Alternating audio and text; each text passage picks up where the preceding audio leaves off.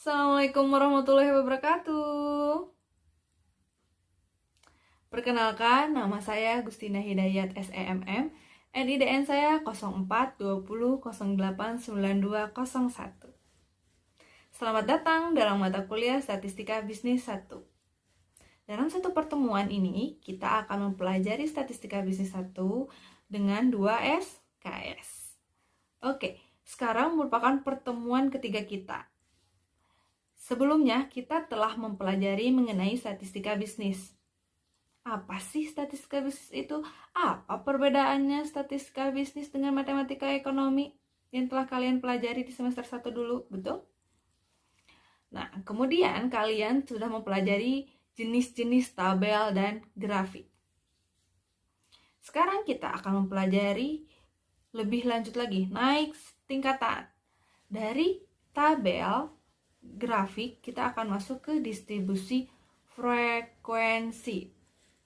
Distribusi frekuensi ini apa sih? Data mentah yang telah kita tampilkan atau kita ubah menjadi data tabel sehingga mempermudah pembaca, konsumen, produsen, atau nasabah untuk melihat datanya. Contohnya, data mentah seperti di atas. Nah, kan kalau datanya bentuknya seperti itu, bingung ya kita ya. Ini maksudnya apa sih? Ini data apa? Karena tidak ada kejelasan kan, hanya berbentuk angka aja kan. Bingung nih. Kalau orang awam, ya enggak? Kita aja yang baru ngelihat, ini data apa nih? Kok angka semua nih, ya kan? Nah, maka kita di sini akan mempelajari mengenai distribusi frekuensi, yaitu data yang diubah menjadi bentuk tabel. Data distribusi frekuensi ini akan kita pelajari yaitu menjadi 3, yaitu distribusi frekuensi biasa. Yang kedua yaitu distribusi frekuensi relatif yang berbentuk presentase nantinya. Yang ketiga yaitu data frekuensi kumulatif. Betul. Yang kita pelajari yaitu mengenai distribusi frekuensi yang biasa dulu. Distribusi frekuensi yang biasa itu, pertama, dari data mentah, seperti ini, kalian harus mencari tahu dulu nih, data terkecilnya itu berapa? Kemudian data terbesarnya berapa? Atau enggak, angka terkecilnya ini berapa nih? Dari yang ini berapa angka terkecilnya? Oke, angka terbesarnya berapa? Sip. Setelah itu yang kedua itu adalah kita mencari tahu range-nya. Jarak antara data terbesar ke data terkecil itu berapa? Data terbesar dikurangi data terkecil. Hasilnya? Oke. Setelah itu yang ketiga kita akan mencari tahu kelasnya ada berapa nih. Dan keempat kita akan mencari tahu panjang kelasnya berapa. Untuk apa sih Bu? Tahu kelas, panjang kelas, untuk apa? Karena kan kalau kita membuat tabel itu, kita harus tahu kolomnya ini ada berapa nih. Barisnya perlu berapa baris nih dengan data seperti ini. Kan kita nggak bisa asal bikin. Asal bikin kolom jumlahnya 10, barisnya 12. Ternyata datanya kurang atau enggak kelebihan tabelnya. Nah, untuk mencegah itu maka kita harus tahu dulu kelasnya ini ada berapa. Rumus kelas mencari kelas itu adalah 1 ditambah 3,3 log N kecil. N kecil itu melambangkan total datanya. Ini jumlah data ini ada berapa? Gitu loh ya. Jadi 1 tambah 3,3 log 40. Karena datanya adalah 40 jumlahnya. Oke. Setelah itu kita harus mencari tahu panjang kelas. Panjang kelas berapa nih? Caranya, kita dia sudah tahu kan, range-nya, jaraknya kita sudah tahu, R-nya.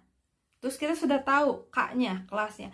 Berarti panjang kelas itu sama dengan R per K. Berapa?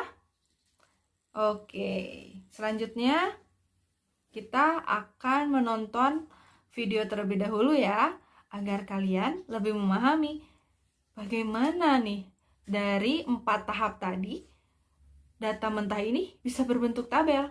Oke? Sekarang kita mulai pembuatan tabelnya. datanya itu masih tetap yang tadi ya.